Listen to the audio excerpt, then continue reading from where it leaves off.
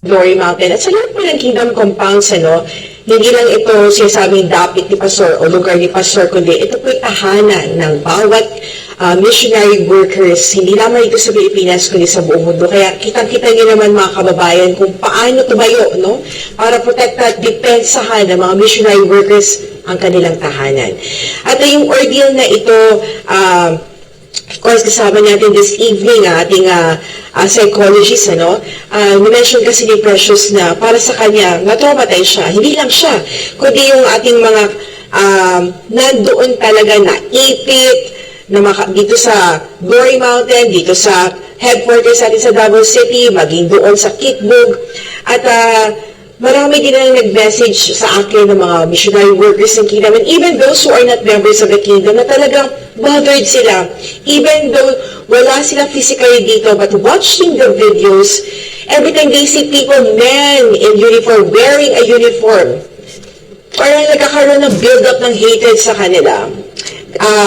Ms. Abigail, tell us more about the impact po na ganitong the trauma na nararanasan ng mga missionary workers. Okay, maraming salamat Ma'am Hana. Totoo naman nakita natin sa video na napakalaki talaga ng mga pangyayari. Nandun yung mga bata at nandun din yung mga babae na sinusubukan protektahan yung kanilang tinitirhan. Una sa lahat, makikita din talaga sa video at maririnig mo dun sa mga nagsabi ng mga kanilang experience na meron talaga silang experience first-hand dun sa nangyari. Una sa lahat, makikita natin na meron talagang malaking impact, lalo na sa psychological and emotional well-being ng mga taong first-hand na naka-experience. Una na dun, maaari sila maka-experience ng anxiety. Ito yung amount ng overwhelming anxiety na hindi nila kaya nang i-cope. Pangalawa dyan is, instead of experiencing fear alone, maaari itong mag-lead into phobia. And another one there is yung tinatawag nating traumatic experience na maaaring mag-lead dun sa trauma. Tayo ay may mga experiences na maaari nating i-handle. May mga capabilities tayo to become resilient in every aspects that we deal with. However, it will change kapag yung experience ay naging overwhelming na. Wala nang capability to cope. Okay? Naiintindihan naman natin na dito sa Kingdom, tinuturuan tayo na maging resilient. However, pag naging overwhelming na, tao pa rin tayo. And it really has a big impact when it comes to coping. Another issue leading to this is, maaari din talaga itong makadevelop ng tinatawag nating acute stress disorder. Dahil ito ay bago pa, pwede natin itong makita na meron talagang leading or magde-develop into post-traumatic stress disorder after a month. Okay. Kitang-kita naman natin dito na very recent talaga to. So currently, matatawag pa natin siya na may possibility for an acute stress disorder. Another one here is, dahil bahay to ng maraming missionaries from the Kingdom of Jesus Christ, they may lose the sense of security. KJC compound is considered to be a sanctuary and a safe space. However, dun sa nangyari, it may lead to confusion. It may lead also to increased vulnerability and insecurities, leading na bakit ganito yung nangyari dun sa loob ng bahay na tinitirhan, that they've considered to be a safe space. Okay? So, yun yung nagiging issue doon. Yung forced entry ng heavily armed officers can actually shatter the sense of safety, leaving individuals very vulnerable and insecure in a place that they feel safe in the first place. Meron din siyang arising into behavioral changes, lalo na sa mga bata na naka-witness talaga at naka-experience first-hand doon nangyari. Maaari itong makalead sa increase of irritability and aggression ng mga bata. Sa mga matatanda naman, it may also lead into withdrawal behaviors such as avoiding the places or situations na kung saan nangyari yung ganitong traumatic event. However, it will become very difficult for them because it is their home, it is their place. Okay? At the same time, masasabi din natin na maaari silang magkaroon ng prolonged exposure to stress na magkakaroon to psychological or long-term psychological effects. Okay? Nandiyan na yung mga mental health disorders na maaring leading because of these traumatic events. Okay, so yun. Thank you very much. Maraming salamat sa iyo, Miss Abigail. I'd like to get a comment ni Miss Sister Eleanor Cardona, no? Kasi dito sa Kingdom, yung mga bata dito, lahat ng mga members, walang ibang ginagawa si Pastor kundi tinatamnan ng pag-ibig yung mga puso, di ba? Ito yung turo sa atin, itong pag-ibig. And then suddenly, forceful ang entry by violence, nag-instill ng fear at higit sa lahat, nag-instill ng hatred dito sa ating mga missionary workers. Tayo sa Kingdom Nation, Miss Eleanor, ano pong masasabi natin dito? How do we counter this po? Okay, thank you for that question. First of all, magandang gabi sa lahat ng mga nanonood, sa lahat ng mga Kingdom citizens, lahat ng mga Kingdom leaders, sympathizers na nakikisa sa buong Kingdom Nation. Ilahad ko muna kasi yung nangyari sa Glory Mountain.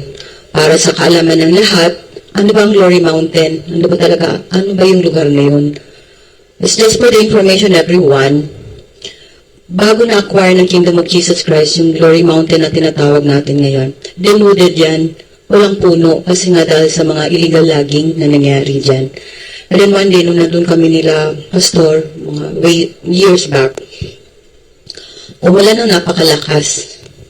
Nakita namin yung rumaragas ng tubig at nung nalaman namin sa baba, sa Kalinan, nag-flash flood na. That is when Pastor started his plan to restore that denuded area. So para sa lahat, walang puno yan. Talagang kalbo. And it caused damage, no, sa mabababang lugar. Hanggang sa na-acquire natin, palaki na na-acquire natin, na-restore yan through the Sunshine Philippines movement. And ang mga nakatira doon, hindi pa gaano karami yung mga Kingdom citizens na doon, yung ating mga kapatid ng mga IPs.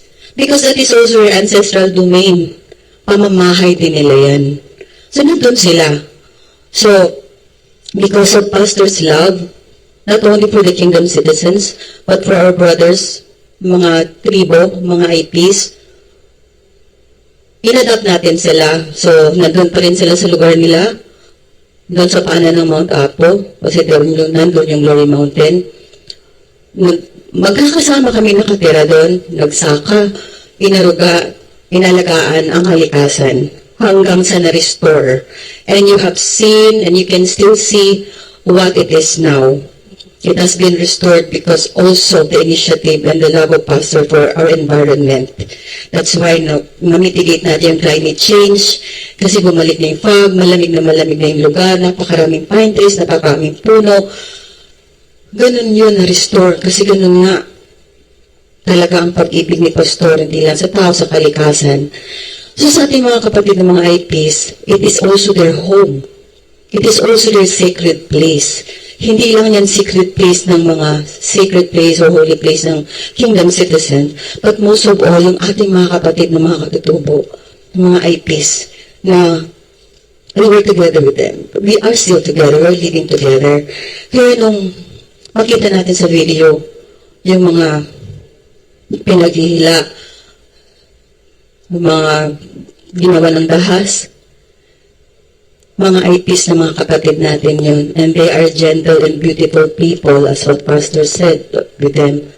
Diyan din, sa Glory Mountain, ang reconciliation, peace and reconciliation shrine ng tribo ni Dato Jarog at ng Kingdom of Jesus Christ. Ang tagal na panahon na talagang nagkakagulo. Kasi minsan na silang nalinlang ng mga makakaliwang grupo. Pero nanumbalik sila dahil sila ay naliwanagan kung ano talaga ang totoong pagkatao ni Pastor Apollo C. Kibuloy. Na totoo pala talagang si Pastor ay matulungin, mabait, at mabuting tao. Ganon si Pastor. Kaya yun yung lugar na yun. Hanggang nag-develop na yun, ayan sila, more than 10 years yung animosity dyan sa Glory Mountain. Grabe talaga ang dugong talagang bumanat din sa lugar na yan. But then, that's why, kaya nung nag-reconcile, that is a sacred shrine for our brothers and sisters, the IPs. So, napakalaki ng kanilang na-violate. yung mga so-called na mga alagad ng batas, alagad pa ba talaga sila ng batas? Kung nakikita natin, wala talagang batas. Yung mga bata, yung mga kapatid natin, mga tutubo, doon na talaga sila lumaki. And we are very, very familiar with them. All those kids, yung mga pamilya, lahat nandun sila. We're living peacefully there. Nakita niyo naman kung paano na-develop at napaganda na ayos ni Pastor ang kalikasan. Ganon siya magmahal. No? Ganon siya mag-alaga.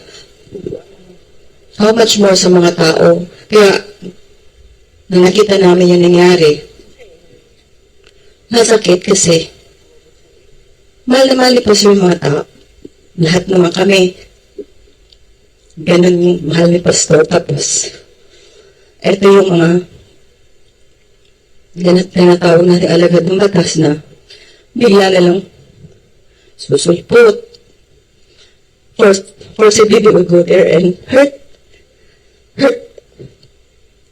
yung mga innocenteng mga kapatid natin doon. Yun na naging epekto sa buong Kingdom Nation, not only sa Central, pero kung nakikita nyo, ganoon, so hindi na natin kailangan pang siguro lawigan pa kung anong naging epekto nun. That's why merong gagawing reconsecration and rededication ceremony in all the compounds, in all the areas kung saan tumapak yung mga hindi na sila pulis, hindi na sila lagyan ng masamang elemento na sila. Kung saan tumapak sila sa sacred ground, sa holy ground. Kasi na-desecrate nila yung lugar. Na-desecrate nila they desecrated the house of God. And so, there will be a consecration and rededication of the place once again. And also for the healing of everyone. Para dadalangin tayo na mag-iilom ng sugat. Kung kailan yun, hindi pa rin namin alam. Kasi nga malalim. Yung kung nakita natin yung nangyari, the same thing na nangyari dito sa Central, kung nasa nandun kami, wala na kasi magtatanggol. Diba? Kung nakita niyo yung mga kapatid natin, mga IPs, that is why ganun din ang pagtatanggol nila. Lugar nila yun. Ancestral domain nila yun. Secret altar nila nandun din. So, ganun yung nangyari. So, for all the kingdom citizens, lalo-lalo na yung mga bata, kami nga, we're still coping. Actually, kaya pag nakikita namin yung bumabalik, ulit paalala namin yung nangyari. Sorry. Kasi, siguro talagang panahon na para ilahad ang katotohanan, panahon na upang tapusin yung mga katiwalian, kasinungalingan. Kasi nakikita naman talaga natin kung ano yung totoo. So, yun, Hana, yun ang magiging, may mga intervention naman, pero alam naman natin yung pananampalataya, nagiging matatag tayo, no? Patuloy nating sinusunod at gagawin ng kalooban ng Ama. Yun lang, just to let the people know that those grounds, your sacred grounds or holy grounds, it's the house of God here in the central headquarters, the glory mountain, the prayer mountain, where prayers are always offered. Look at that place. It has been restored. It is heavenly-like. But that atmosphere was broken. It was shattered. So, of course, always, the Father will always be with us, especially for the children and all the sons and daughters of the Almighty Father, those who have been affected, especially those who are in the front line. We hold on and continue to until justice will be really served. At ang katotohanan talaga ang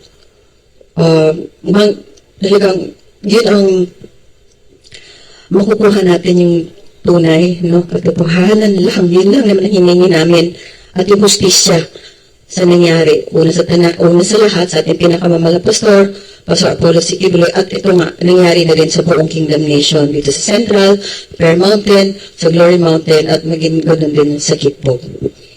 Thank you very much, Sister Nori. At kaya tayo nagsasayta at nagsasagawa tayo ng press conference na tinatayuan natin ang katotohanan at hindi tayo matatakot na magsalita at sabihin ang katotohanan dahil nasa atin ang karapatan na ipaglaban ito. At kasama din natin ngayong gabi ang Deputy Administrator for Glory Mountain na magbahagi din ng kanyang saloobin sa naganap doon sa Glory Mountain. Napanood din natin ang kanyang nasabi doon sa balita na pinalabas natin kanina. Pero ngayon balikan natin si Sister Sonia Adlin Coladel. Alam ko meron pa siyang nais idagdag sa sinabi ni Sister Cardona. Sister Sonia?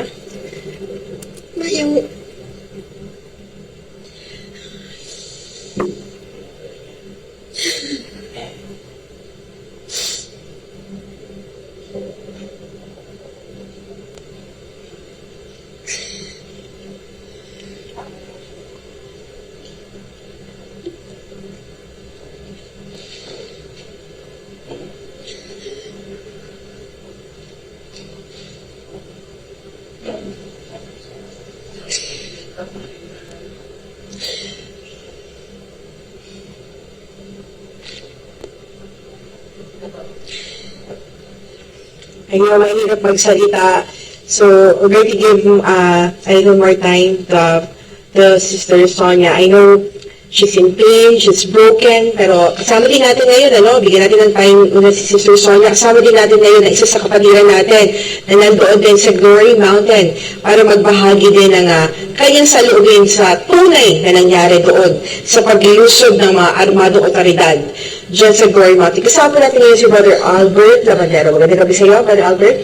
Mayong gabi sa tanan, labi nga sa atungan sa Administrator at Tinuri, sa tanang attorney o sa tanan nga natin sa studio. So, ako na si Albert Labandera, bali 39 years old po ako. 22 years na po ako bilang full-time worker. And 14 years po ako sa Glory Mountain as a landscaper and farmer po sa Glory Mountain. So, yung time na yun, mga kapatid, mga igsoon, alas 4 na sa kadlaon, nakadulog nila, masaka sila sa Glory Mountain, mga pulis, mga SAT. So, sa mga balita, nakita na namin nga, nagpadala sila, mga kabatalyon na SAT sa Davao. So, kami, ang among kuhan, na dili namin makatarong tulog. Tulog ay, lagi ang among pangamba, isudlo nila ang among compound. Unya, kanang kuhan mga igsoon, kanang Glory Mountain, dili man lang nakang pastor, dili sa mga tanan nga namuyo ya. Bisa wala na mo yun sa Glory Mountain, ang mga gina sa tanan. Kami ang nag-alaga diha.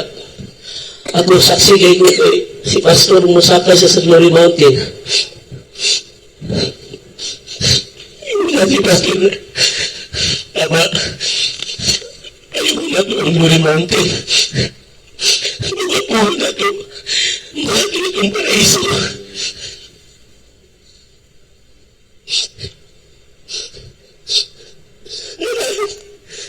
Hindi ko minat pero silang ibuhat. Silang pagubasa. Gate mga ison. Igubat nila. Ang namang balay. Simbulong igubat nila.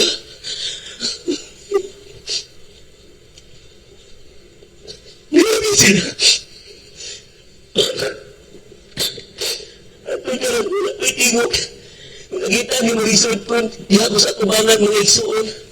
Nakita niyo itong ino mga isuon. Ako na nakalaga itong mga isuon.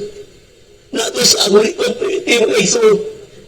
Dili ko makita ng mga isuon. Kaya ako ang unang nabunlot yung mga isuon. Pusasan ko dito sa likod mga isuon. Kung di nila makapusas. Kaya mga isuon ni Pastor Rosa ako ng likod. Ang utong mo niyo mga isuon. Ang awas ino na ko mga isuon. Ito na tayo mga isuon ang andam niya. Ang tuyo nagili ng andami para dili sila makasulot. Ng andami ito mga isuon para inisulot nila, dili nila disikret ang dapit mga isuon. Kinami mga balaod, mga balaod sa sulot. Amo sila kuyugan, masa sila maato itong tayo ng mga isuon. Mga kababayan, grabe sakit yun ang ibuhat. Pag-abot mga isuon, iguba nila ang gate. Grabe na mga hangyo. Sir, kung pwede sir, abutan lang ang among attorney sir, kay pasudlon na mo sir. Dili mi mga daundan ng tao sir. Wala mga isuon. Wala gid sila ng ilaw. Di Ingon pa ko nga, mga pulis man mo, kamo mo protek sa mga kay kami mga sibilyan. Kami mga matarong na tao, pero usay lang ibuhat, iguba nilang gate. Yung niya pagsulot mo ginang mga igsoon, pataka lang sa pangluwa. Napag nangihi sa pader, na pulis mga igsoon. Mga dili na mo gusto nga matisikrit ang among lugar kay balaan na. Hindi na mo masugot ang mga igsoon. Matungtay mga igsoon ni anak ko asa ang justisya.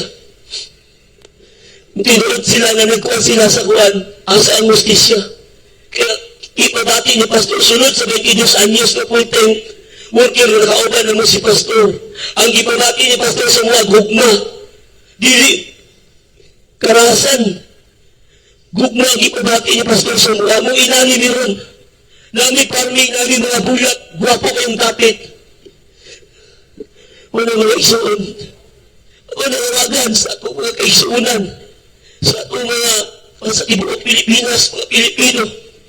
Ano pa na nga itong pag-gobyerno karon? Karon pa ba ni, kami ganyan nga mga matarong ilang gisunod mga isuon, ilang itamas-tamasan ang among dapit. Ang pagkatalaan sa dapit ng kalan ng mga isuon, mga katulad ilang balahura. Mga nagdili mo musugot na wala ko, Pastor. Isa pa dito ilang bayaran ang kami nga naman ni Pastor. Tapi na sa ako, mga ato si Pastor sa babaw.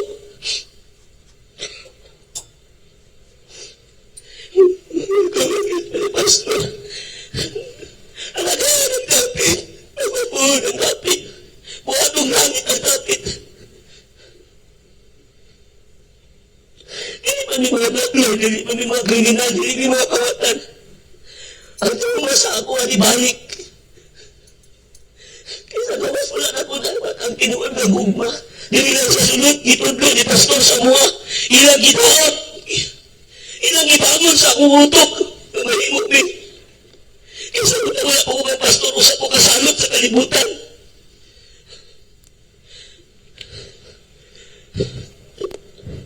Sakit kayo sa mga.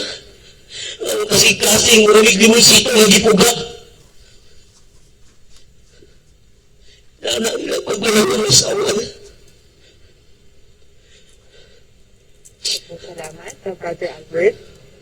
Salamat sa inyong statement, Brother Albert. Gusto ko na balikan si Miss Abigail. Tulad ni Brother Albert, isa lang siya doon sa marami nating mga missionary workers sa Glory Mountain na affected.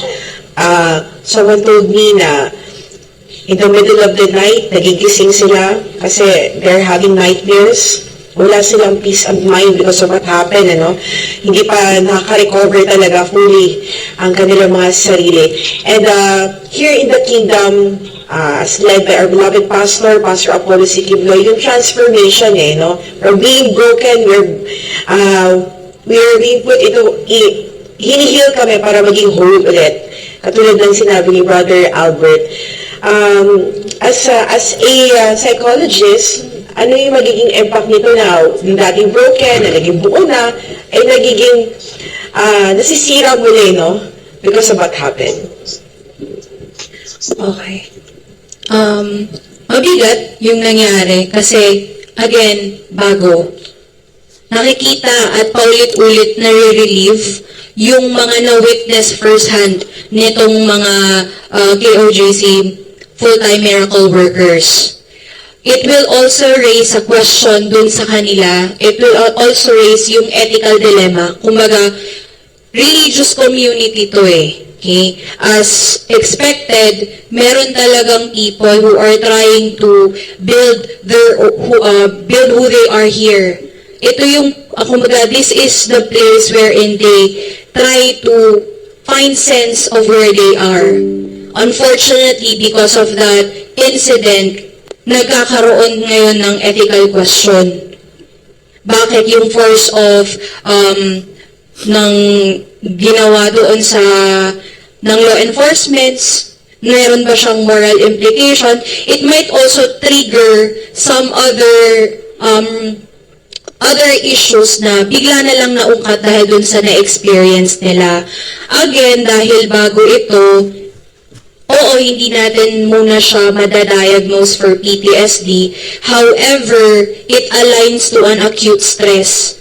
Aligning towards PTSD kapag ito ay nag-develop more than a month or a month itself, which is, sad to say, ayaw nating ma-experience not only by adults but especially for children. Ang masakit doon is, sa mga bata, I've heard stories already na pag naririnig nila yung mga sirens na tumutunog, their initial response is already conditioned na gigising, ihihinto nila yung kanilang mga ginagawa because yung ganun pa lang na behavior, senyales na yun na meron talagang traumang maaaring na-experience na yung bata. Yung mga bata din dito sa KOJC is, some of them, hinila dun sa mga negative experience nila outside the community. So, napakasakit na parang instead of feeling safe, instead of feeling secure in the community or in the compound, they've relived an experience that is negative that they don't want to feel again. So, it may trigger not only the trauma itself, but also it may lead to fear dun sa mga law enforcers at dun sa mga authoritative figures na maaari din talagang mag-lead ng prolonged psychological disorder or other behavioral changes, including dun sa kanilang mga school performance, maaaring bumagsak yung kanilang mga academic performance or other performance at school because of the stress that they have encountered. Ganon din sa mga adults na, sa adults, yes, they have the ability to be resilient. However, because of that abrupt, first-hand, violent experience, they may not really perform better. So, yung trauma na yun, mabigat yun, lalo na if the trauma is already a community trauma. Kasi maraming magre-relieve nung experience, maraming mag-share ng kwento na mabigat at paulit-ulit mare-recall yung nangyari. Sabi nga nila, June 10 has become a very big event na, sad to say, naging negative experience sa almost lahat ng mga nasa KOJC during that time. So yun, thank you. Thank you, Ms. Abigail. Yes, I'd like to add to that, Yes, Hannah, no? For those who may not understand why the kingdom, members of the kingdom are reacting this way, why they are so traumatized, many of the Filipino citizens are Roman Catholics. I think you understand what for example, a Carmelite monastery. Can you imagine if police in full battle gear, numbering hundreds of people, would storm a Carmelite monastery? How would the Catholics react if that would happen to a Carmelite monastery or to a place where nuns live, the Benedictine monastery in Digos? If something like that happened, how would the Catholics react? I would like to think that that would be the equivalent of what has happened to the kingdom, because the places that were attacked by the police are all sacred places. And that is why Miss Eleanor Cardona is saying that they need to reconsecrate all the grounds. Can you imagine the horror to their collective psyche when a policeman would even urinate on the walls, on the fences of their sacred ground? Imagine if that happened to a Carmelite monastery. I do not think the Catholics would take that well.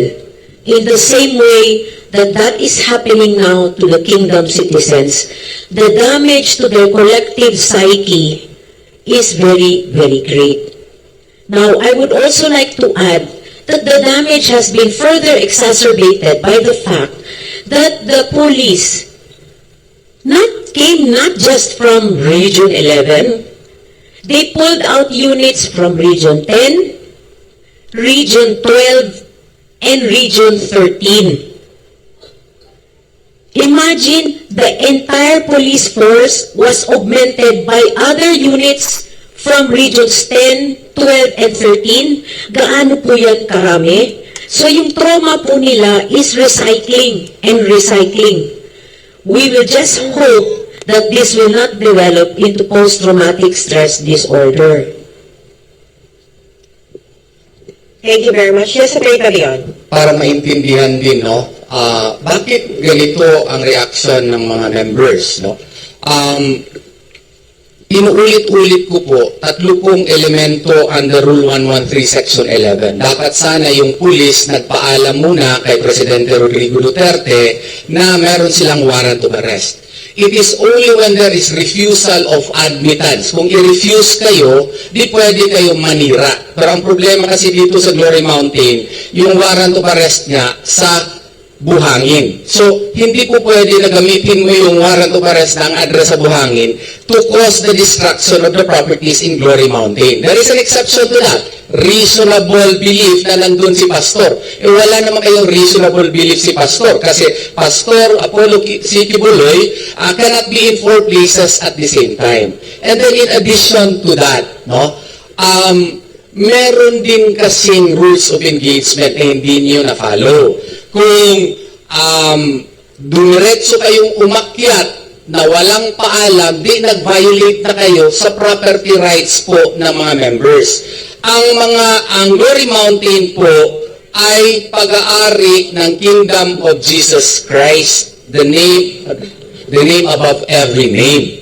So therefore, this is also owned by the members. So when there was violation of Rule 113 Section 11, you are therefore violating the property rights of the members of KOJC. So what would apply? People versus Narvaez. Yung lahat ng mga estudyante, alam nila yan, criminal law.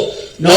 So Article 429 of the Civil Code would now apply, that the owner or lawful possessor of a property has the right to use reasonable force to defend the invasion of property rights. So therefore, when the act of the police was illegal, they cannot properly invoke Rule 113 Section 11. Property rights on the part of the members would now attach. Then Article 429 of the Civil Code would now be properly applied. So, kung baga, hindi lang po yun anong tawag nito? Excessive use of force. Talaga pong illegal po yun ang ginawa nung araw po na iyon. Thank you very much, Attorney Leon. Meron din na magtatanong, ano, yung mga anchors po ng SMNI magbibigay po ng katanungan. But before we ask our anchors for SMNI na magbibigay ng katanungan, we still have Sister Sonia Advincula na magbabahagi din ng kanyang statement.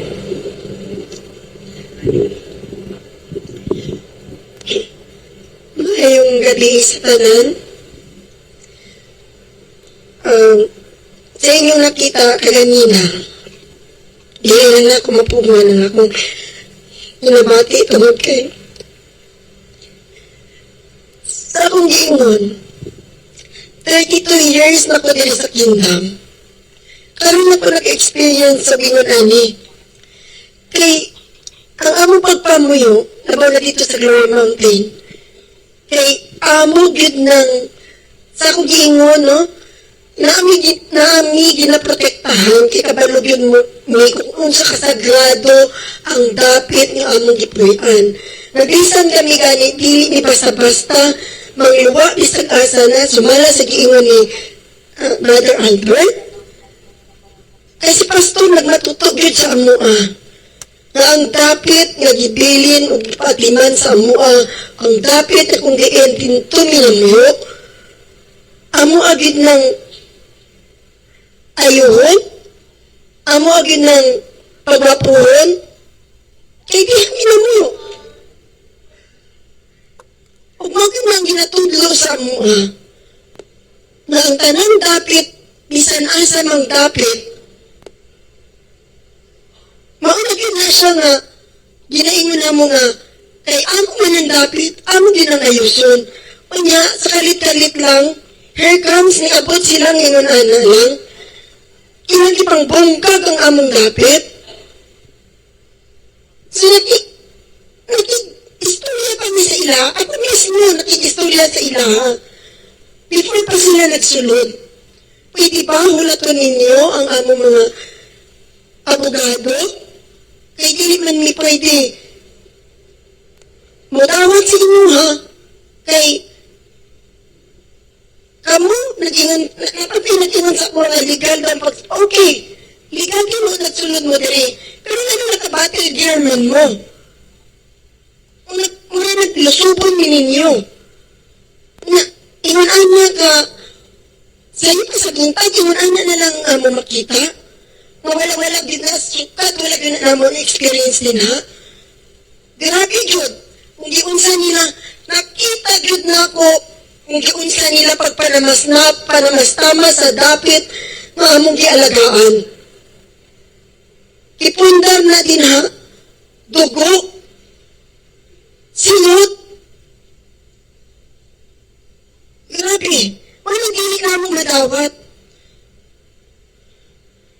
Dili, sa...